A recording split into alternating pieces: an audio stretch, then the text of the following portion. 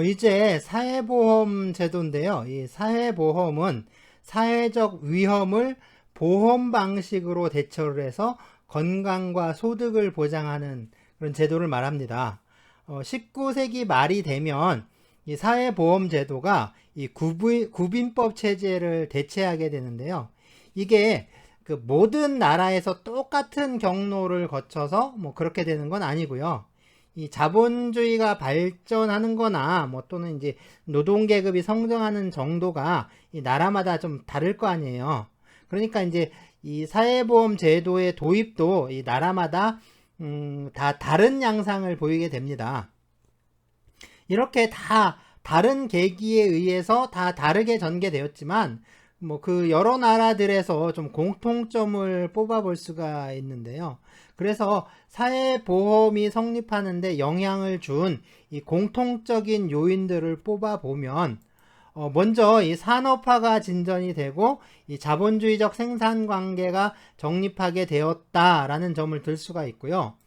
다음으로 이 노동 계급이 좀 성장을 하고 이 보통 선거가 확대된 점, 끝으로는 이 위기 관리자로서 이 국가 역할이 성장했다라는 점을 좀 지적할 수가 있습니다. 사회보험을 4대 보험이라고 하지만 뭐 굳이 또 영역을 나눠 보자면 먼저 이 소득보장의 영역인데요. 뭐 주로 공적연금이 담당하고 있죠. 다음은 이 의료보장의 영역입니다. 이 건강보험이 담당하는데요. 뭐 의료보험이나 질병보험이라고도 하죠. 네, 또 이제 실업보장이 있습니다. 이 실업급여인데요. 이게 산재보험이 좀 빠져 있죠. 그래서 산재는 좀 크게 보면 이게 의료보장에 넣을 수도 있을 것도 같아요. 물론 이렇게 구분하는 게 뭐 이제 그 학계에서 이렇게 한다라는 게 아니라, 그러니까 우리 수업을 설명하기 위해서, 수업 설명을 위해서, 그러니까 수업을 어떻게 하겠다, 뭐 이런 걸 좀 말하기 위해서 뭐 제가 좀 임의로 나눈 거에 불과합니다. 그래서 먼저 건강보험은요, 이게 이제 수업을 하지 않습니다. 그렇죠? 아마 이제 사회보장법이라든가 사회복지제도에서 다루지 않을까 하는데요. 뭐 주로 사회복지 전공에서 좀 많이 다루겠죠. 그래서 우리 수업은요, 이 소득 보장에 관한 이 공적연금하고 또 이제 실업 보장에 대해서 다루게 됩니다. 예, 그럼 이번 주제인데요. 이 사회보험 제도의 좀 발전 과정에서는요, 먼저 이 사회보험 제도가 발전하게 된 배경하고 그리고 사회보험 제도가 도입하게 되는 과정, 뭐이 과정이라는 게 나라마다 다르겠죠. 그래서 네, 독일, 영국, 그리고 미국의 이 사회보험 도입 과정을 좀 살펴보고요. 마지막으로 사회보험 도입이 갖는 어떤 사회적인 그리고 또 실천적인 의미에 대해서 좀 살펴보기로 하겠습니다. 먼저 이 사회보험의 발전 배경인데요. 여러 나라의 사례들에서 세 가지 공통적인 요인을 찾을 수가 있었죠. 첫 번째가 이 산업화의 진전에 따라 임금 노동 관계가 확산되었다라는 점인데요. 그러니까 이 산업화가 되면 이 노동력이 좀 대규모로 이동하는 현상이 발생하게 되는데요. 그렇죠. 그러니까 사람들이 이제 시골을 떠나서 다 도시로 모여드는 거예요. 뭐 이러한 인구 이동, 뭐 그리고 이제 도시 집중, 뭐 이런 게 이제 여러 가지 사회 문제를 발생시키게 되죠. 뭐 지금 우리나라도 뭐 서울, 인천, 경기 지역에 뭐 인구의 절반이 살고 있는데요. 뭐 수도권 집중으로 인해서 많은 사회 문제가 일어나고 있잖아요. 어쨌든 이렇게 인구 이동과 도시 집중이 발생시키는 그 사회 문제들, 뭐 예를 들자면 빈곤 문제라든가 뭐 또 실업 문제, 주택 문제, 환경 문제 뭐 이런 것들이 있죠. 그래서 이 사회 개혁의 필요성이 증가한다 라고 설명하는 게 또 일반적입니다. 하지만 이 산업화가 사회보험제도의 성립에 있어서 갖는 진짜 보다 더 중요한 의미는 바로 자본주의적 임금노동관계가 이 전반적인 그 사회관계로서 확립되었다라는 점입니다. 그러니까 사회보험제도라는 게 이게 보험이잖아요. 보험이니까 이게 이제 보험료를 납부하는 걸 전제로 하게 됩니다. 그런데 이제 매달 꼬박꼬박 보험료를 납부를 하려면, 그렇죠? 그러니까 매달 좀 일정한, 그러니까 또 안정적인 소득원이 필요한 거죠. 그래서 임금 노동 관계, 다시 말해서 이 고용 관계는 이 월급이라는 매월 일정한 소득을 가능하게 해주잖아요. 그러니까 이 자본주의적 임금 노동 관계가 발달함으로써 사회 문제들에 대한 보험 기술의 적용 가능성이 확대되었다라고 말을 합니다. 이제 다시 말하자면 이게 사회적 위험들이 있잖아요. 이런 사회적 위험에 대해서 보험을 통해서 대처할 수 있는 가능성을 높였다라는 겁니다. 자, 이렇게 그 사회보험은요, 매월 일정한 소득원을 가지고 있는 이러한 이 상시 고용 노동자, 그러니까 풀타임 워커죠. 이 풀타임 워커를 전제로 하는데요. 그 19세기 말에 이 급격한 산업화가 이러한 전제 조건을 이제 그냥 확장시켜 나갔던 겁니다. 그리고 다른 한편으로 보면 이 노동계급이 크게 성장했다라는 것도 이 사회보장 제도를 성립시키는 그 중요한 요인이라고 할 수가 있어요. 그래서 19세기에 들어와서 이 노동운동이 크게 성장을 하는데요. 1848년에 이 유럽 여러 나라에서 이 동시다발적인 혁명이 일어납니다. 그래서 그 이탈리아, 그러니까 저 이탈리아 시칠리아라고 있죠, 시칠리아. 거기에서 시작돼서 프랑스, 독일, 오스트리아, 뭐 그리고 이제 유럽 여러 나라로 파급되어 가는데요. 그러니까 혁명의 내용은 이제 각 지역마다 좀씩 달랐지만 어쨌든 그 이념은 그 민주화였어요. 유럽의 민주화였습니다. 이렇게 유럽 각 지역에서 혁명이 좀 연쇄적으로 일어난 이유는 무엇보다 이제 1847년에 경제공황이 발생을 했고, 또 이제 유럽의 각 나라가 안고 있던 문제가 좀 공통적이었다라는 점에서 찾을 수가 있는데요. 그것뿐만 아니라 이게 교통과 통신의 발달로 인해서 유럽 전역에 흩어져 있던 망명자들이 그냥 며칠 내에 귀국할 수 있었다는 점, 그리고 이런 망명자들이 그 이웃 나라들로부터 이 급진적인 사상들을 본국으로 보내서 이 본국 사람들과 밀접하게 좀 연락을 취하고 있었다는 점, 이런 것들이 다 이제 그 전 유럽에서 그 혁명이 동시다발적으로 좀 일어날 수 있었던 원인이 됐던 거죠. 뭐 이제 이게 그 당시에 이제 1948년 혁명이라고 하는데요. 1948년 혁명이 일어난 그 시대상을 보면, 그때 이제 당시 유럽 보면 이 나폴레옹 체제가 붕괴를 하고요. 이 빈 체제가 형성되는데, 메테르니히라는 사람이 이제 주도해서 만든 그 체제인데요. 빈 체제. 어떤 나폴레옹이 그 구축했던, 그리고 유럽에 전파했던 이 자유주의를 부정하는, 그러니까 다시 옛날로 돌아가는, 그래서 이 반동 체제라고 합니다. 반동 체제라고 부르는데요. 그래서 왕정이 부활하고 뭐 다시 구체제로 돌아가려는 그 시도를 하는 거죠. 그래서 이 비인 체제를 반동이라고 부릅니다. 하지만 이 나폴레옹이 이 유럽에 전파한 이 프랑스 혁명 정신하고 그 프랑스 혁명의 이념, 결국에 이제 자유주의 이념이죠. 이건 이미 이제 유럽에 있는 그 민중들에게 이 자유와 또 혁명을 향한 의지에 그냥 불을 붙여버린 거예요. 그러니까 불을 확 당겨버린 거죠. 그러니까 어떻게 보면 그냥 거기다가 휘발유를 싹 뿌려버린 거예요.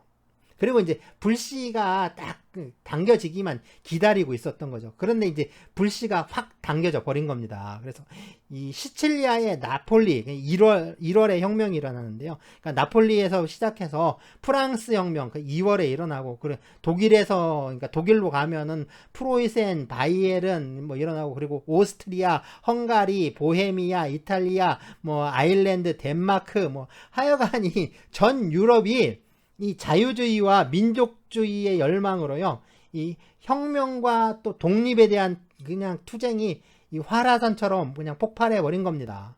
팍 터져 일어나는 거죠. 어쨌든 해서 이제 결과적으로 본다면 이 1848년 혁명은 대체로 실패했다 라고 평가할 수는 있어요. 평가할 수 있는데, 어쨌든 덕분에 이 노동 계급의 단결과 함께요, 계급적 단결과 함께 이 노동 계급의 어떤 정치 세력화를 앞당기게 됩니다. 그래서 독일에서는 이 1863년에 이 라살레라는 사람 주도로요, 독일 노동자 총연맹이 결성되는데요. 이게 이제 나중에 그 아우구스트 베벨이라는 사람과 비렐름 리프크네이트라는 사람이 이끌었던 이 독일 사회민주노동당하고 통합을 해서 이 독일 사회민주당, 그러니까 에스페데라고 하죠. 에스페데. 이 에스페데의 전신이 바로 이 독일 노동자 총연맹 또는 전 독일 노동자 연맹이라고도 하는데요. 이 단체가 결성이 되면서, 그러니까 이제 독일의 노동자 계급이 본격적으로 이제 정치 세력화하기 시작합니다. 자, 그런데 이게 노동운동이 이 국가의 어떤 사회보장제도에 영향을 주려면 한 가지 전제 조건이 필요해요. 그게 뭐냐면 바로 이제 보통선거제도, 다른 말로 하면 이 보통선거권의 획득이 있어야 합니다. 그러니까 이 보통선거권을 획득해야 비로소 이제 그 정치 세력화 할 수가 있는 거죠. 그래서 산업화가 크게 진전되면서 노동계급, 그러니까 이제 프롤레타리아트가 급격하게 증가됐지만, 실질적으로 이들이 이제 어떤 정치적 힘을 획득을 하고 발휘하기 위해서는 무엇보다 이 보통선거제도가 좀 전제가 되어야 했던 거죠. 네, 이 차티스트 운동을 그린 사파인데요. 이 차티스트 운동은 영국의 노동자들이 참정권, 그러니까 이제 보통 선거권을 요구하면서 벌인 좀 조직적인 그리고 정치적인 노동자 운동입니다. 지금 보는 거는 그 노동자라기보다는 그 노동자에 대응하기 위해서 모인 사람들이 것 같아요. 그래서 이제 몽둥이를 들고 있죠. 그러니까 패싸움을 하려고 하는지 들고 있습니다. 자, 보시면 이제 차티스트 데몬스트레이션이라고 했죠. 그러니까 차티스트 운동가들의 시위, 뭐 그래서 당시에 그 유인물이었던 것 같은데요. 뭐 Peace and Order is our motto. 그래서 네, 이제 평화와 질서는 우리의 모토다라고 하고, 그 밑에 이제 To the Working Men of London 해서 이제 런던의 노동자들에게 뭐 이렇게 적혀 있고요. 뭐 그 밑으로는 잘 안 보이네요. 그러니까 눈이 나빠서 그런지 잘 안 보이고, 중간에 큰 글씨로 이제 Monday Next 해가지고 다음 월요일 날, 네, 4월 11일 날. 그래서 뭘 하자는 거겠죠. 그래서 뭘 하자 뭐 이렇게 유인물 뿌리고 그런 것 같고요. 자, 이 차티스트 운동은 1830년대 후반부터 이 1850년대 초반까지 좀 전개됐던 영국의 노동자 계급의 이 참정권 운동인데요. 보통선거, 그 다음에 무기명 투표, 의원에 대한 급여 지급, 그 다음에 의회의 매년 개선, 그 다음에 이제 선거구의 평등, 뭐 의원 재산 자격 철폐, 뭐 이렇게 이제 6개 항목인데, 이 6개 항목을 의회 개혁 요구로 내걸었어요. 그래서 이걸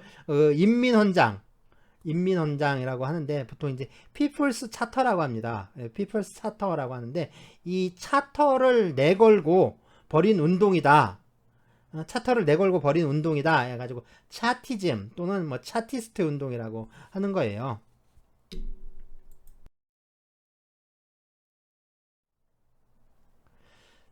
예, 이게 이제 의회 민주주의의 개혁을 요구하는 운동이었는데 당시에 이 영국 지배층에 의한 그렇죠. 영국 지배층이 당연히 이제 탄압을 하겠죠. 그래서 지배층에 의해서 탄압받는 건 당연한 일이었고요. 뭐 구체적인 운동의 형태는 매우 다양하게 좀 전개가 되었습니다. 그래서 청원을 위한 뭐 서명 운동이라든가 뭐 이런 집회 또는 시위 행진, 뭐 선거 참여, 뭐 토지 개혁이라고 불리는 뭐 운동이라든가요. 뭐 심지어는 그 무력을 보유하고 행사하는 행동, 그러니까 이제 봉기를 하는 거죠. 무장 봉기를 하고. 뭐 그래서 1839년 말에서 40년 초까지 보면 이 웨일즈 남부에서 뉴포트 봉기를 일으키기도 했어요.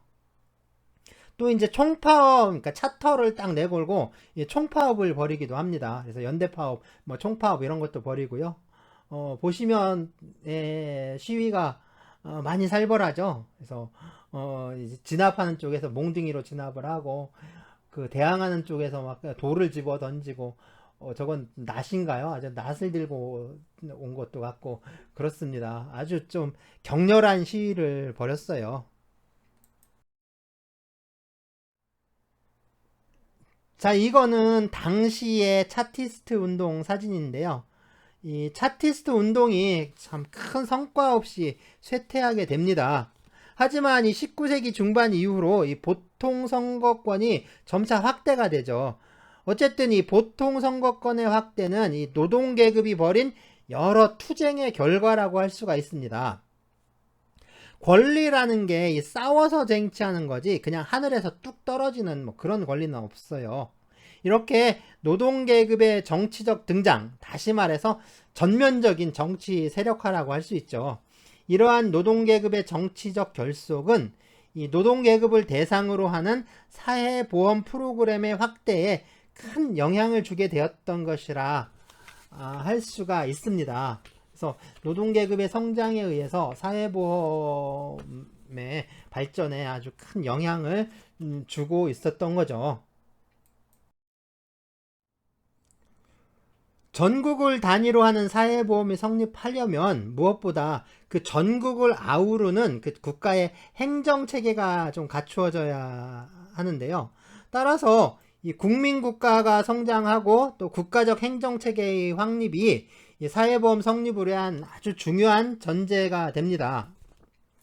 물론 이 절대 왕정 시대를 거치면서 이 중앙 집권적인 국가 체제가 형성이 되는데요. 그래서 조세라든가 뭐 행정, 군대, 경찰 뭐 이런 전국적인 행정망이 갖춰지게 됩니다. 하지만 중요한 건 이게 아니라 국가가 이제 위기 관리자로 등장하게 된다는 거예요. 국가가 위기 관리자로서, 그러니까 위기 관리자로서의 지위를 갖게 된 거, 이거에는 무엇보다 이 자본주의가 좀 발전을 하면서 또 주기적으로 발생하는, 그러니까 자본주의 발전에 따라 주기적으로 발생하는 이 공황의 영향이 컸다라고 할 수가 있습니다. 또 사상적으로 보자면 이 19세기는 자유주의 시기였는데요. 이 자유주의자들은 이 국가의 간섭을 상당히 싫어했습니다. 그래서 좀 작은 정부에 필요한 최소한도의 정부를 이상적인 정부로 이해를 했죠. 그래서 자유주의 전통이 강할수록 이 국가에 의한 위기 관리의 역할에 좀 부정적이었어요. 그래서 자유주의 전통이 강했던 미국 같은 경우에는 이 대공황이 찾아오고 나서, 그러니까 1929년이죠. 이때 이 돼서야 비로소 이제 그때 이제 국가의 적극적인 역할을 인정하게 됩니다. 하지만 이 자유주의적 전통이 좀 상대적으로 좀 덜한 나라들은 그 시기가 좀 상당히 빨라지는데요. 이 독일 같은 경우에는 1873년에 이 공황에서부터라고 할 수가 있습니다. 이 1873년에도 이 전 세계적으로 대공황이 발생하는데요.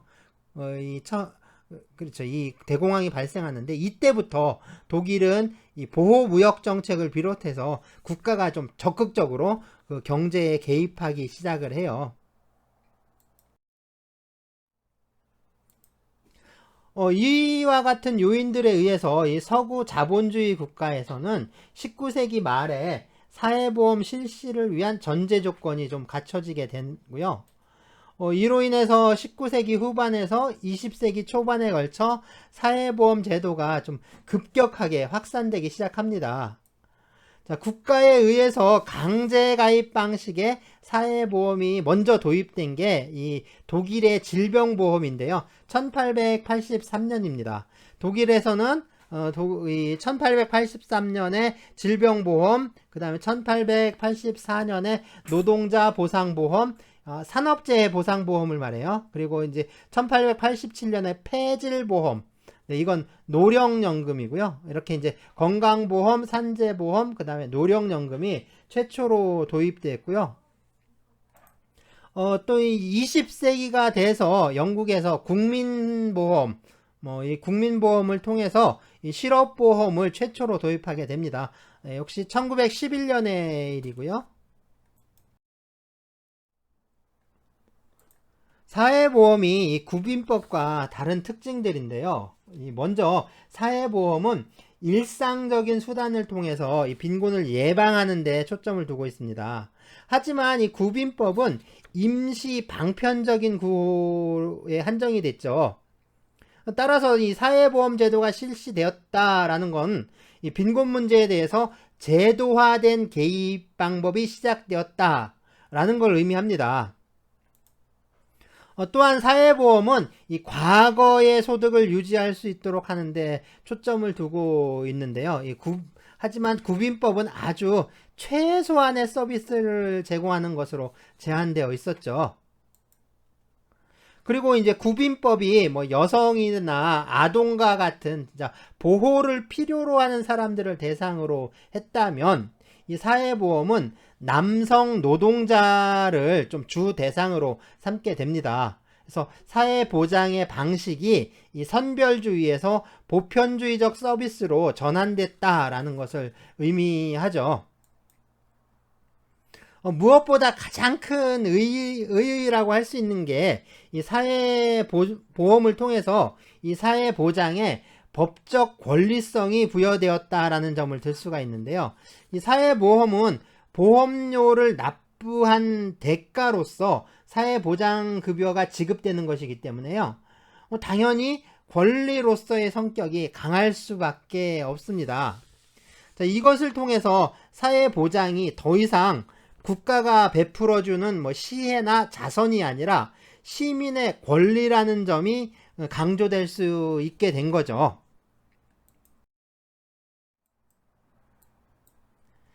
네, 독일의 사회보험과 관련해서 가장 중요한 인물이 바로 이 독일 제국의 초대 총리를 지낸 이 비스마르크입니다. 그래서 1815년 4월 1일에 태어나서 1898년 7월 31일 사망했는데요. 1871년 이 독일이 통일되고 독일 제국이 세워지는데 이 독일 제국이 세워질 때부터 그러니까 1871년부터 1890년까지 이 독일 제국의 초대 총리를 지냈습니다.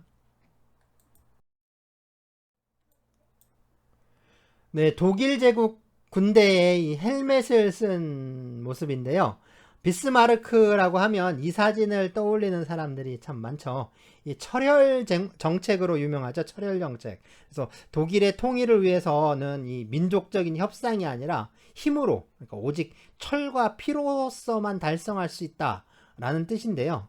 이렇게 군국주의적 방법에 의해서 독일의 통일을 달성하게 됩니다. 그러니까 독일 통일의 중심이 됐던 게 이 프로이센 왕국이었죠. 그래서 1861년 이 비렐름 1세가 이 프로이센의 왕이 되고 그 다음 해에 비스마르크가 프로이센의 수상이 됩니다.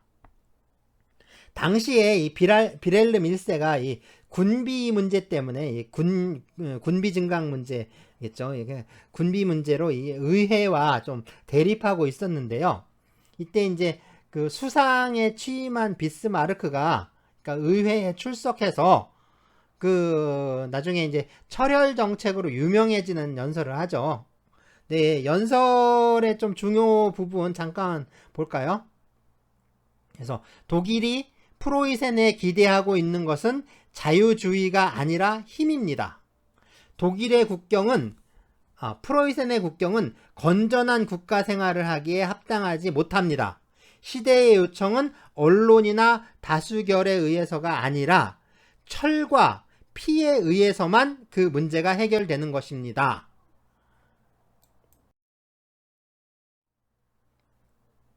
그래서 이 독일의 통일에 이르기까지 프로이센은 그 3번의 전쟁을 거치게 되는데요. 먼저 1864년에 덴마크와 전쟁을 좀 벌이고요. 이어서 1866년에는 오스트리아와 그리고 마지막으로 1870년에는 프랑스와 전쟁을 벌이게 됩니다. 독일의 통일을 결정짓게 되는 게 이 프로이센과 프랑스의 전쟁, 이게 바로 그 유명한 보불 전쟁이죠. 우리 이제 보불 전쟁이라고 하죠. 1866년 이 프로이센과 오스트리아와의 전쟁을 그린 그림인데요. 이걸 보오 전쟁이라고 많이 불러요. 보오 전쟁.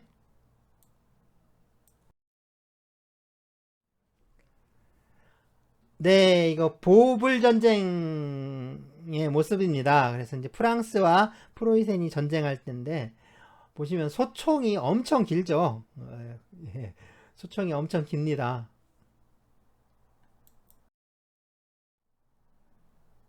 자, 이거는 프로이센 기병대의 전투 장면을 그린 그림이고요.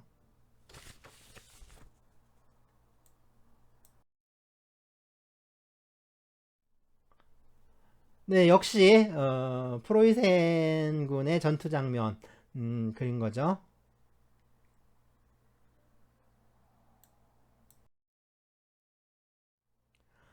네, 프랑스군을 좀 포로로 잡은 것 같아요. 그죠? 그래서 복장이 그 프랑스군 복장인데 말을 탄 프로이센 군들이 그 프랑스군 포로를 호송하고 있는 것 같습니다.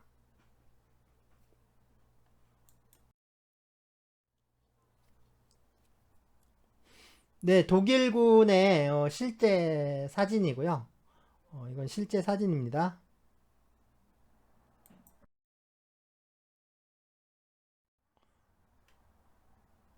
네, 이거는 이제 프랑스군, 프랑스 포병대의 사진이에요. 프랑스 포병들 사진이고요.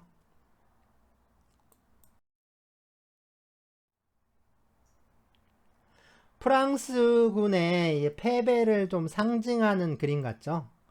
프랑스군이 그 패배했는데 그 패배를 상징하는 그림으로 보입니다. 네, 프로이센군은 당시 이 프랑스 황제였던 나폴레옹 3세를 생포하게 되는데요.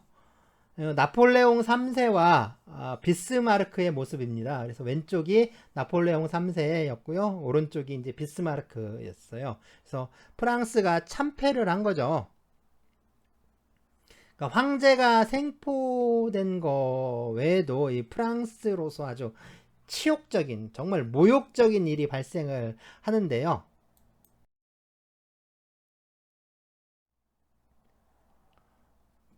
프랑스의 베르사유 궁전에서 이 독일의 통일과 독일 제국이 선포가 되고 프로이센의 국왕인 이 비렐름 1세가 독일 제국의 황제로 추대가 됩니다. 이게 1871년의 일인데요. 그래서 프랑스와 독일이 물론 이제 그 전부터 사이가 안 좋기는 했지만 사실은 뭐 이때부터 2차 대전이 끝날 때까지 이젠 그 원수 관계가 돼요. 그러니까 원수 관계로 돌아섭니다. 그래서 프랑스로서는 진짜 씻을 수 없는 치욕이 된 거죠. 그래서 바로 이 해에 그 알퐁스 도데의 그 유명한 소설 마지막 수업이 발표가 됩니다. 물론 이 소설은 상당히 좀 국수주의적인 관점에서 집필이 된 거고요. 사실상 이 알자스 로렌 지방은 당시에는 이 프랑스에 속해 있었지만 뭐 대다수 주민들이 이 독일어를 쓰는 이 독일계였고요. 거기다가 이제 그 비스마르크가 이 알자스 로렌 지방을 차지하는 데는 상당히 좀 소극적이었습니다. 그래서 그 나중에 이제 프로이센에 복속되기를 싫어하는 주민들은 그냥 프랑스로 이주해도 좋다라고 해서 그 인정을 해주는데, 이때 한 10%의 주민들이 이 프랑스로 이주를 했다고 하고요. 그러니까 이제 90%의 주민들은 그냥 독일인으로 남은 거죠. 그러니까 마지막 수업의 내용은 좀 그렇죠. 이제 상당히 좀 왜곡된 게 아니었느냐. 그래서 프랑스의 어떤 자존심이라든가 어떤 뭐 국수주의 이런 걸 지키기 위해서, 프랑스의 민족적 자존심을 지키기 위해서 쓴 좀 그렇죠, 소설인 거죠, 소설. 그래서 그렇게 볼 수가 있습니다. 자, 독일을 통일을 하고 독일 제국의 초대 황제가 된 이 비렐름 1세인데요. 그래서 비렐름 프레드리히 루드비히입니다. 그래서 이 독일의 초대 황제, 독일 제국의 초대 황제였고요. 자, 세계 최초의 사회보험 제도는 이 독일에서 출현하게 됩니다. 뭐 그 직접적인 계기가 된 건 물론 독일 노동계급의 성장이었고요. 또 한편으로는 독일의 국가주의적 전통을 들 수가 있어요.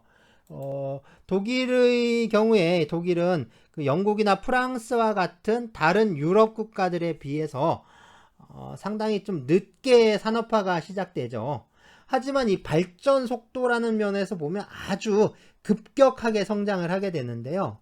뭐 이거는 바로 독일의 경제 성장이 이 국가 관료 주도로 이루어졌다는 점에서 좀 원인을 찾을 수가 있을 것 같아요.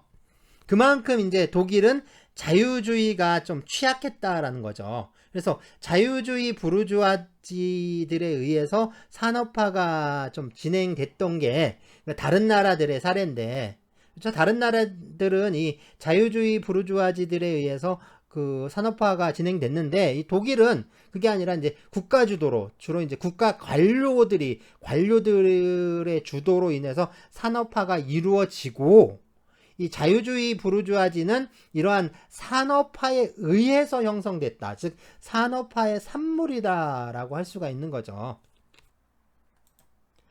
또 이제 사회보험이 출현하게 된 또 다른 원인은 이 독일 노동계급의 성장과 또 정치 세력화에서 찾을 수가 있는데요.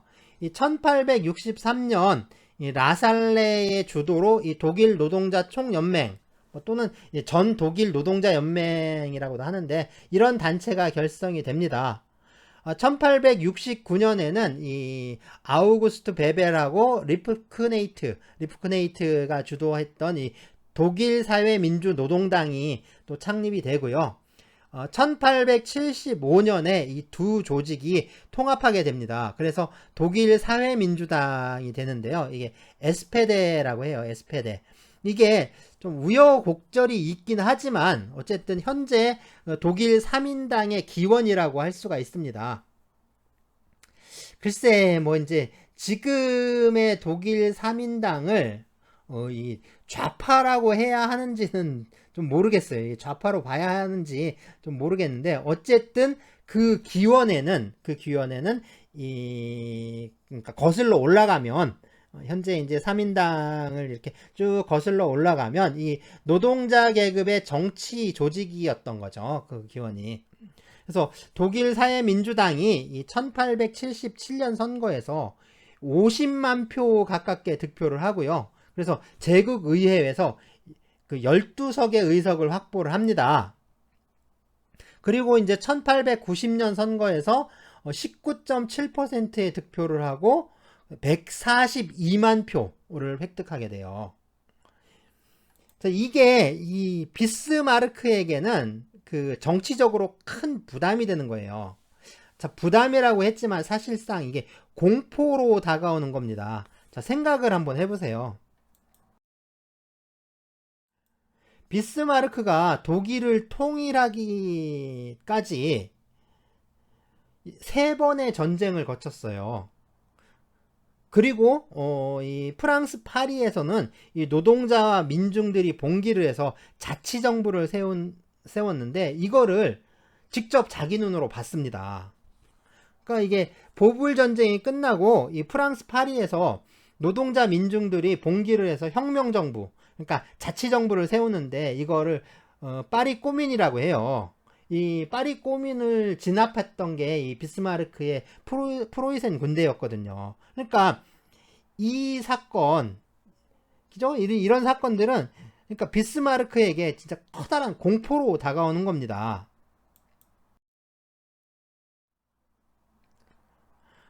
독일의 통일을 위해서 이 덴마크와 또 오스트리아와 그리고 프랑스와 3번에 걸쳐서 전쟁을 벌였잖아요.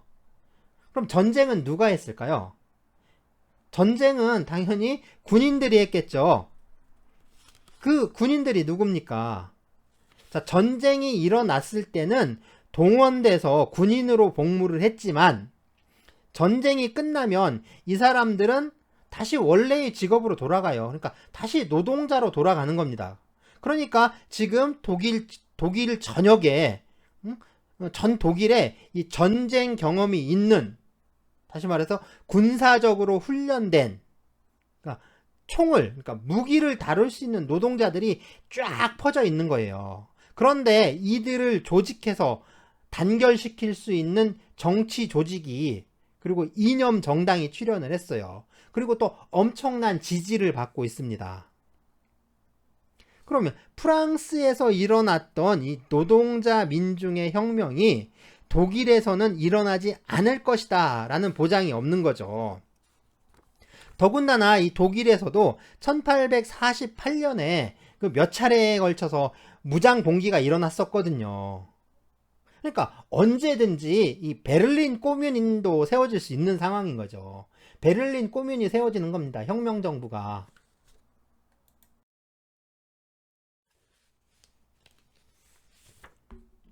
자, 이 노동계급의 존재가, 그리고 이들의 정치 세력화가 당장 그 현실적인 공포로 다가오는 겁니다.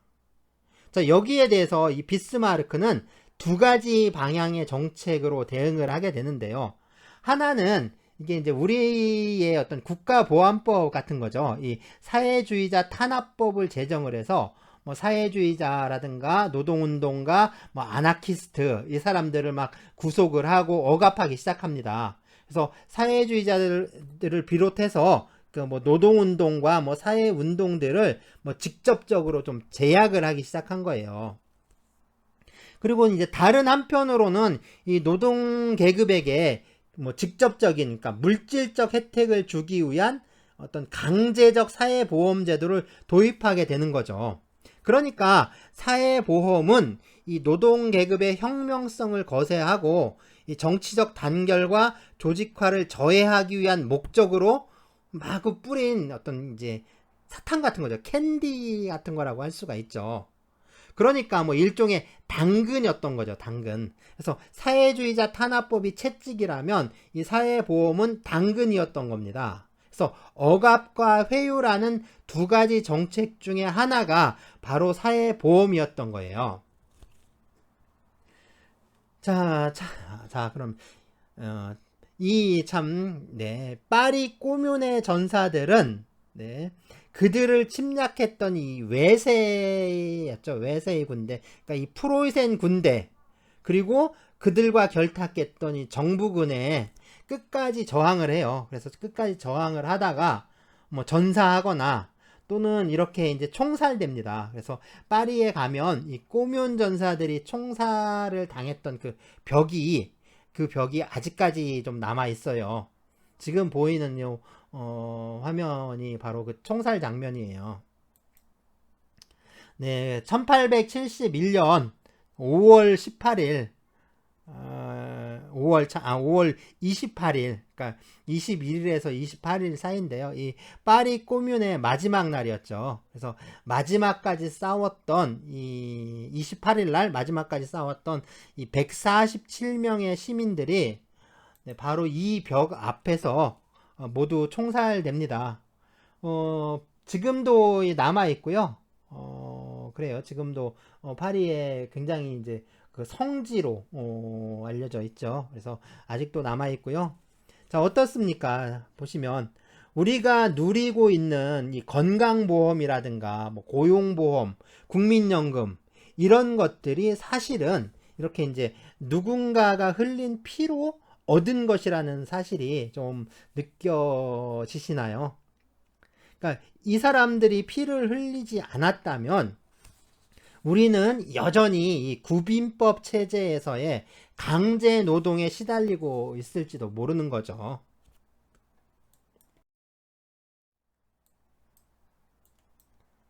네, 독일 노동자 총동맹, 그러니까 독일 노동자 총연맹을 결성한 이 페르디난드 라살레입니다. 독일의 사회주의자이고요. 노동운동가이긴 한데 어떻게 보면 좀 정통 막스주의와는 좀 차이가 있어요. 좀 차이가 있고 멜서스주의자라고 합니다.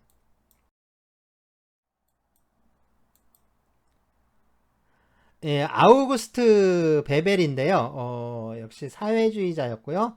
1860년대 후반부터 이 막스주의자로 활동을 시작해서 그 독일 사회민주노동당을 조직하고 또 지도자가 됐는데요. 노동운동에서는 참 뛰어난 그 리더였고 특히 이 여성운동에 아주 깊은 관심을 가졌다고 해요. 그래서 남녀의 완전한 사회적 동등권 뭐 이런 걸 주장하기도 했다라고 합니다. 아우구스트 베벨이고요. 네, 비렐름 리프크네이트인데요. 이 베벨과 함께 독일 사회민주노동당을 조직을 합니다. 역시 열렬한 막스주의자였고요. 제2 인터내셔널, 제2 인터내셔널의 그 지도자로 또 활동을 했어요.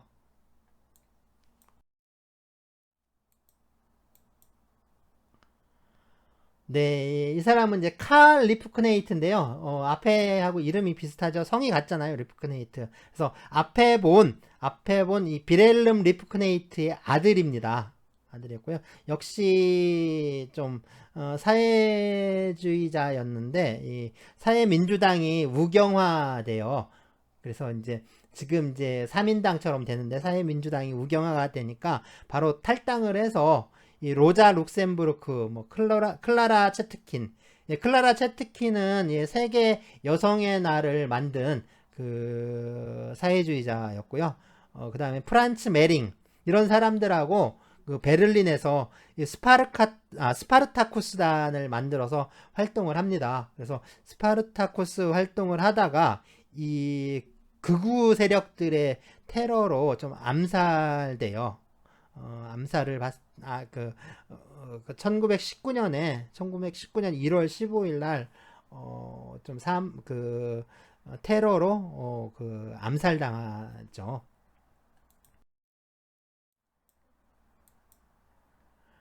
네, 로자 룩셈부르크입니다. 이게 독일에서 활동을 했는데, 예, 독일의 사회주의자인데, 원래 출신은 폴란드예요. 그래서 폴란드 출신이고요. 이, 보시면 이 이제 칼 리프크네이트나 아니면 로자 룩셈부르크는 뭐 막스나 엥겔스 또는 뭐 아우구스트 베벨이나 뭐 비렐름 리프크네이트 이 사람들보다는 한 세대 뒤의 활동가들이에요. 그러니까 비스마르크가 물러난 다음에 그 이후에 활동을 했던 이 노동운동과 또 사회주의 운동의 지도자들이었던 거죠.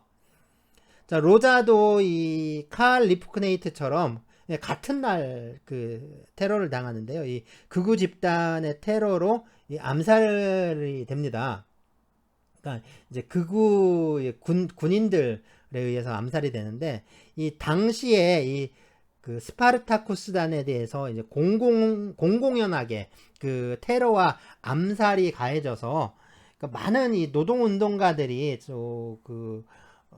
사망하게 돼요. 많이 희생이 됐는데, 그래서 이 로자 룩셈부르크도 1919년 1월 15일에 이 극우파 이 테러 집단, 이 군인 집단에게 체포가 돼서 집단적으로 폭행을 당하고요. 그리고 이 개머리판 소총의 개머리판으로, 그러니까 머리가 으깨지도록 맞아서 사망을 합니다. 머리가 다 이제 으스러져서 이제 사망하게 되는데, 예, 그래서 이제 시신을 운하에 버렸는데, 그게 이제 그해 1919년 5월 31일 날 이 발견이 돼서 장례를 좀 치르게 됩니다.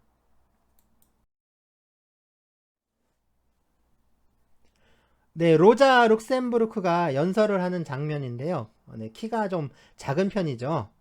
그리고 또 다리를 저는 이 장애인이었습니다. 그래서 한 150 정도? 150이 좀 안 됐다라고도 하고 150 정도라고도 하는데, 예, 상당히 좀 작았고, 그리고 이제 그 장애가 있었던 여성이에요. 자, 왼쪽에 보시면 그 라살레가 있고, 라살레 사진이 있고, 오른쪽으로는 예, 칼 막스의 사진이 보이죠. 예, 로자의 장례식 장면이고요. 1919년 5월 31일 날 그러니까 운하에서 그 시신이 떠올라서 그 장례를 치를 수 있었다라고 합니다.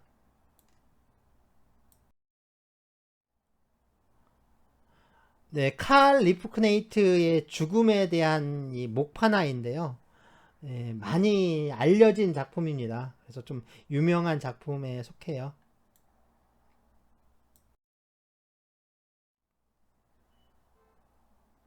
예, 이거는 이제 로자 룩셈부르크와의 칼 리프크네이트를 추모하는, 네, 추모하는 그 현재, 그러니까 현대 집회입니다. 요새 열렸던 집회고요. 이게 계속 이제 현재까지 계속되고 있었던 거죠. 그래서 보시면 파이트 앤 리멤버, 그래서 뭐 투쟁하라, 그리고 기억하라라고 이제 프랭카드에 쓰여 있죠.